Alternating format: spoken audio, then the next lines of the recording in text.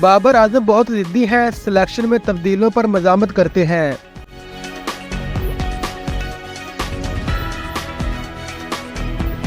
कौमी टीम के साबिक चीफ सिलेक्टर मोहम्मद वसीम ने इंकशाफ किया है कि बाबर आजम बहुत जिद्दी हैं और सिलेक्शन कमेटी की तरफ से तजवीज़ करदा स्क्वाड में तब्दीलियों के खिलाफ अक्सर मज़ामत करते थे।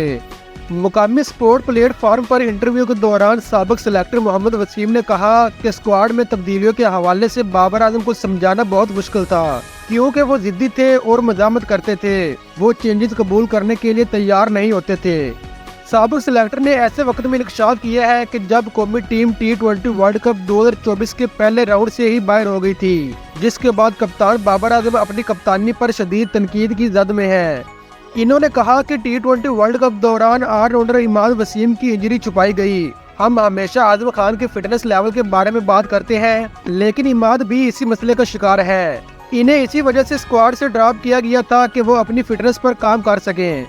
मोहम्मद वसीम ने कहा कि मैं किसी का नाम नहीं लूंगा, लेकिन टीम में 4 कोचेज की वजह से मुख्तलिफ ग्रुप्स बन चुके हैं जो कैंसर की शक्ल अख्तियार कर रहे हैं।